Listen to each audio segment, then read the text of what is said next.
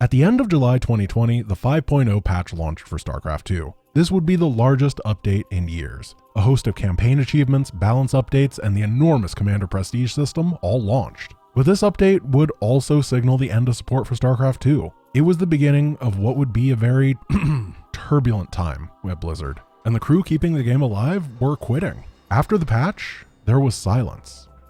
Until October, when on Artosis' Pylon show, there was an announcement. A new company was being formed to make an RTS, Frost Giant Studios. Which, okay, sure. There are a handful of small RTS developers right now. People keep flailing and failing at making a hit in the genre. They're gonna have to bring something pretty impressive to the table to make people care. So when I heard the CEO was the production director of Legacy of the Void, they had my curiosity. And when I heard the president was the campaign designer of Warcraft 3: The Frozen Throne, they had my attention. But that's not all. They also have StarCraft 2's former lead engineer, a program manager at Blizzard eSports, a lead artist and principal artist for StarCraft 2 and Diablo 4, a lead designer and creator of GameHeart, the lead co-op designer for StarCraft 2, a pair of immensely qualified server and gameplay engineers, and a 2x New York Times bestselling author. These guys might be legit. But to get started, they need more than talent. They need some they already have $5 million from their first round of funding? Okay, this isn't some fan project. Frost Giant came out, told us they were legit, and were looking to make the next great Blizzard-like RTS, and then completely vanished off the face of the earth for the next year and a half. But now they're back, and they brought Stormgate. So what exactly has Frost Giant shown us? What are they keeping to themselves, and what are they going to have to show off in the future to make Stormgate a success? A week before the public release, there was a showing to journalists, community leaders, and for some reason me. Most of the information I'm going to go over here is from that initial presentation. We only got 5 minutes of footage in Summer Game Fest compared to an hour and a half deep dive in the private showing. So if you're feeling a bit lukewarm after seeing the initial reveal, hopefully this video will help you form a bit deeper of an opinion on Stormgate. First, we were shown a cinematic. A young woman explores some sort of ancient ruin with a fleet of probes. After finding the relic she was searching for, a demon appears and attacks. And then the cinematic ended for us and we were told we have to wait for Summer Game Fest to watch the whole thing. I'm really pissed right now because it was a total cliffhanger and I want to see her fight a demon. Grant from the future here. Now that I've seen the full cinematic, honestly, I think it was the weakest part of their presentation. Overall, I liked the theming and the tempo of the cinematic was good as well. My main complaint comes from the sound design. Listen here.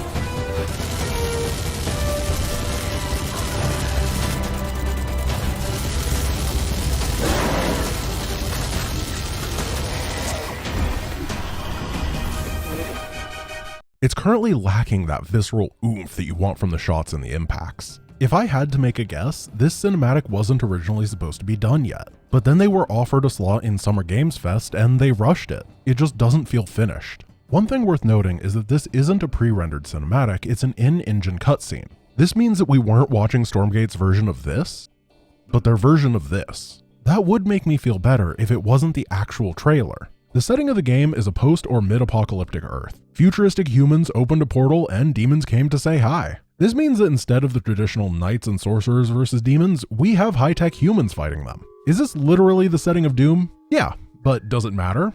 Not at all if they execute it well. Fantasy versus sci-fi is an underexplored theme in strategy games, and I'm all for it. So what exactly is Frost Giant looking to create with Stormgate? Taking a look at the screenshots, the terrain in the game is bright and colorful, and the clarity is good. Also, this skull doodad is awesome and I love it. They have a focus on readability, trying to make it easy to differentiate units in the middle of a pitched battle. This is obviously great. It can be very disorienting in an RTS when all of your units blob together into a mush and you can't tell how much of what you have. The aesthetic does look a little bit mobile game to me, but these are just screenshots. Hopefully when we have more doodads and we can see things moving, that feeling will pass. But I also can't say it's not an issue, because they didn't give us any gameplay footage.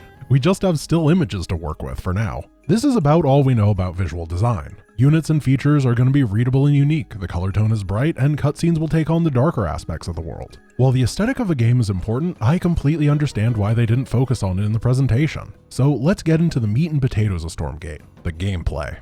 Frost Giant has 4 core pillars that they see as equal importance in Stormgate: the campaign, cooperative play, ranked play, and last but not least, something called user-generated content? Never heard of it. Beyond the 4 pillars, they talked heavily about what I honestly would consider a 5th pillar, the social experience, which Frostgiant has very accurately understood is lacking in modern RTS. But pillars are useless unless they're connected, carrying the weight of a game equally. The large majority of players are story only, and if a game wants long-term success, Stormgate is going to have to keep bringing these players back and back again. The first barrier to entry is normally price, and Stormgate is not going to have a problem there. The game is free to play, and the first campaign is free as well. This is not at all a surprise. Frostgiant's president Tim Morton was one of the main champions in the fight for StarCraft 2 to go free to play. The game is looking to follow a seasonal update schedule, which I'll talk about later, and the story mode releases look to come at the beginning of each season as well. They didn't go into specifics about how the campaign will actually be, but it's a fair assumption that it will follow the Blizzard-like RPG formula. I'm personally hoping that there will be a return to the between mission hub system of StarCraft 2,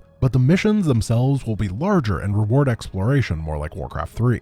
Overall, the information here is light, but there are a few things I would love to see out of the story. An initial focus on world building and character-specific conflict will go a long way to helping flesh out this new IP. Gaming stories in general have a lot of this guy bad, my guy good, which works for a lot of first-person or third-person stories. But RTS is unique in its storytelling space because by nature of its mechanics, you're always going to end up playing as all of the factions eventually. And things are more interesting when every faction has a little bit of good and a little bit of bad, both in morality and the people that make it up. In terms of the amount of story content, they've already said that there's multiple years worth of planned Stormgate content. And they haven't ruled out the idea of telling the story in other forms of media as well, which I want to say is a good thing, but I've literally never read a video game book before in my life. Despite there being tons of them, I just read the plot on the wiki like everybody else.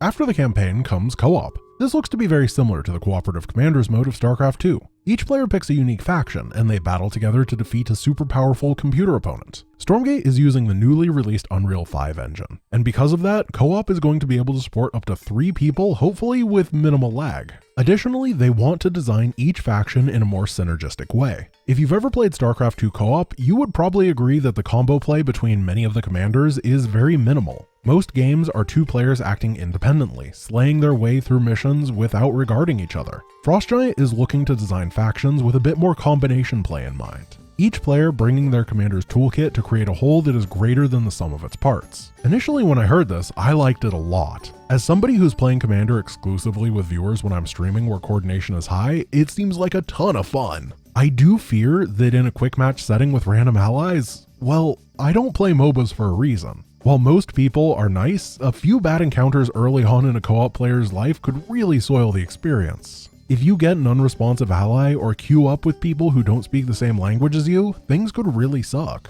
Overall, I think it's a good change, but there's going to be some hurdles to jump over to get it to its maximum potential.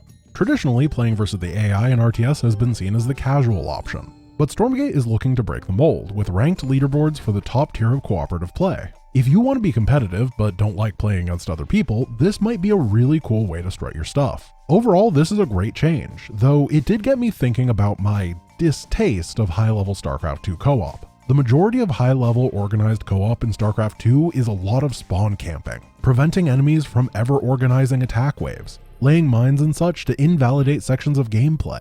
When things get extreme, the mode is more focused on memorization of timings than dynamic play. I personally don't enjoy that as much. So if I could put one thing on my Stormgate co-op wishlist, it would be for a bit more variety in how the AI works, so that the difficulty would come from engaging a ridiculously powerful foe, not figuring out how to invalidate them before they attack.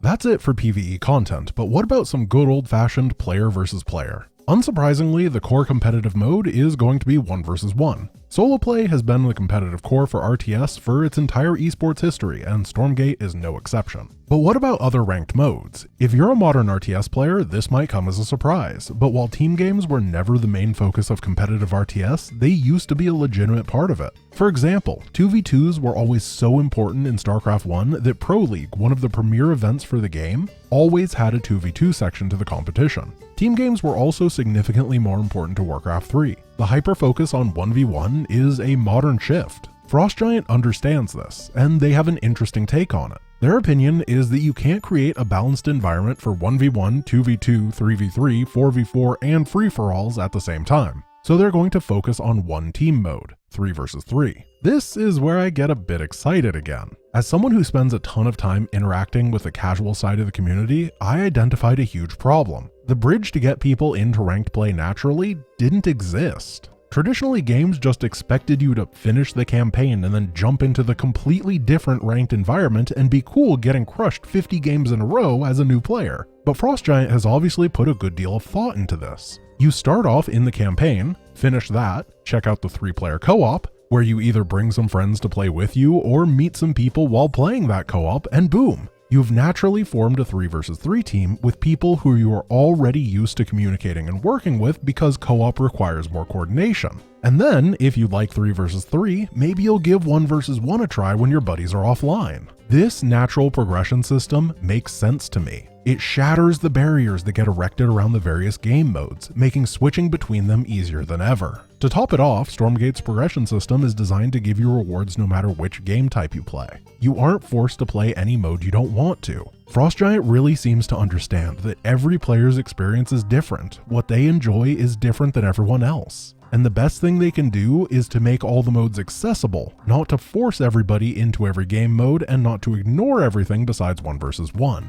By technically cutting down on the number of supported game modes, in my opinion, they're actually increasing the number of viable game modes that they're supporting, instead of letting team games fall by the wayside. They also said that 3v3 would act as the test bed for their new mechanics. For example, if they wanted to test out an objective-based system, they would toss it in 3v3 for a bit and see how people like it. This is a great way to get around another massive barrier that each competitive game has had recently. You can't rock the boat too much because there's a host of professional players whose livelihood are at stake. If you accidentally break the game for a bit, they might not be able to afford rent, even if that short-term break would have been a long-term positive. Using 3v3 as a testbed is a fantastic way to continue innovating the game while maintaining a healthy competitive scene. And Frost Giant does plan on having a competitive scene. They're planning on both running an in-house eSports league focused on 1 versus 1 and provide incentives for others to run Stormgate tournaments. I think this is very important. There have been attempts in the past to lock down esports to official tournaments, and it sucks. I love an open esports environment. Back in 2010, right after StarCraft 2 launched, there was this German guy who wanted to run his own tournament. So he scrounged up 500 euros for prizes and invited a bunch of European pros to his flat for a tournament. It was a wild, chaotic, and stupid mess, and it was so much fun that he did it again, and again, and again. The Home Story Cup by Take TV is now one of the most beloved tournaments in the scene, and the formula has been so successful that they've spread it to a ton of other games as well. It shouldn't be a surprise that when a company says they're going to let users generate content, I'm totally on board. The initial focus for esports is going to be 1 versus 1, but they won't rule out the potential for 3 versus 3 if it ends up being popular. They also said that they want to reward people for both watching and participating. That'd be really nice for me because I watch way too much esports and I don't get anything out of it. Some additional things that I would like to see in ranked play is the inclusion of triggers. Remember how when StarCraft 2 was previewed, they showed off the rising and falling lava and it was the coolest thing ever? And then it turned out the game didn't support that on ladder maps, and the best we got was destructible rocks? Yeah, let's not repeat that mistake. I'm not asking for gimmick ladder maps, I'm asking that for when somebody has an amazing idea a year after the game launches, it can actually be tried and implemented. You gotta future-proof, you know? My other desire is that they take care to make the transition from 3-player co-op to 3 versus 3 as smooth as possible. This is likely to be a very rough point for a lot of players and will lead to a large drop-off. Guaranteeing that the skills players learned while working together in co-op actually transfers over to 3 versus 3 will be important in making sure players feel comfortable in a more competitive environment.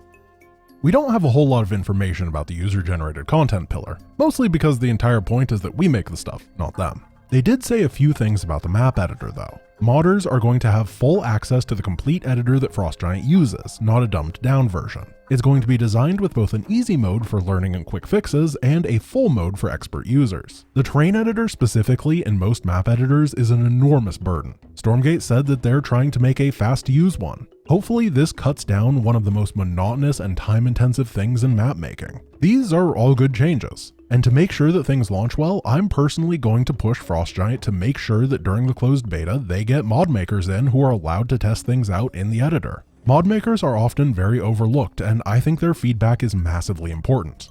Those are the 4 pillars of the game, but I didn't manage to talk about everything else, so here's a bit of a rapid fire of the rest. They want to focus on lowering the skill floor without impacting the ceiling. To do this, there are a couple things they're testing.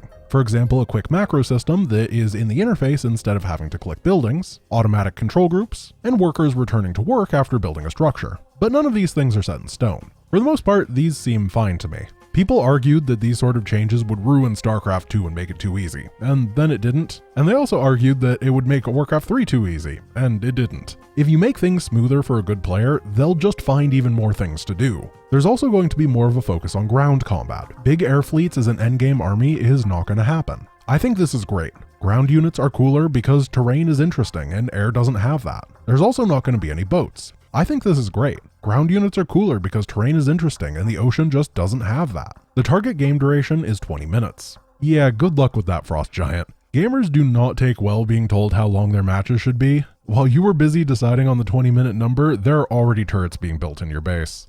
They want to return RTS to being a social experience where you can meet friends and teammates. This is great. I often hear people yearn for the good old days of clans and big chat lobbies. But Frost Giant also recognizes you can't just copy-paste old systems. The internet is very different than it was in 2002, and a modern social experience has to utilize third-party tools like Discord. But at the same time, they need to not integrate themselves too much, so if those apps stop being popular, Stormgate isn't shackled by a brick. Remember back in 2012, Skype was a big thing. Imagine how annoying it would be today if a game forced you to log into Skype to talk to people. It would be horrible. Striking a balance here is key. This one is an important one. They agree that good pathfinding is essential, but they also recognize that it leads to death balls, where entire maxed out armies are moving together in one giant blob. To help stop this, they're looking at various forms of area control like siege tanks and potentially non-lethal forms of zone control. I'm really excited to see what they come up with for non-lethal ideas. Zone control units are essential for a healthy game, but it's not fun to accidentally step into a line of artillery and have your army vaporized because you weren't looking for half a second. If they can find a balance, that would be amazing. The game is going to be free to play and the first campaign will come with it, but additional story elements will be paid, skins will be sold, and there's no NFTs. Sorry GameStop bros, this isn't the game for you.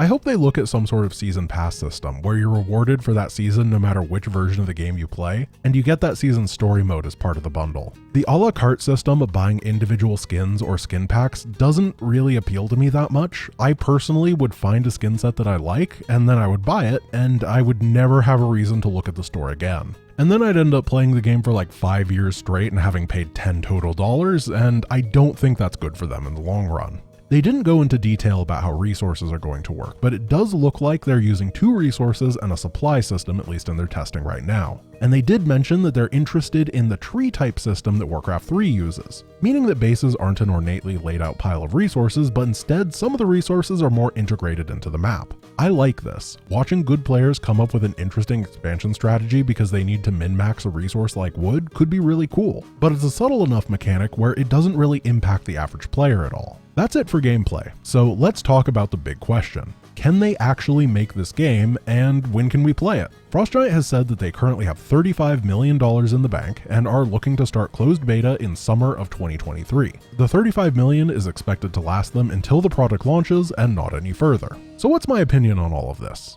From an audio and visual standpoint, I'm honestly sort of underwhelmed. I think that strong sound design is incredibly important for evocative feelings inside of an RTS, and currently the cutscene is lacking that. I would also prefer a more stylized experience, one that doesn't evoke feelings of the App Store. But in terms of them describing their goals on gameplay mechanics, I felt that Frost Giant did press a lot of the right buttons. They were able to repeatedly talk about problems in their past work and the genre in general, and then they proposed reasonable fixes to those problems. Now, it would be naive to say that all these fixes are going to work, and some of the fixes are bound to create completely unforeseen problems of their own. But iteration and problem solving is exactly what the genre needs right now. They're also being realistic about their budget. $35 million sounds like a lot of money, but for a full release these days, it's pretty reasonable for a true AAA experience. Until I see actual in-game footage of Stormgate being played, I'm going to avoid the hype. Making their vision into a reality is going to be a difficult journey for them, but we do know that they have the tools, the experience, and the passion to create something amazing.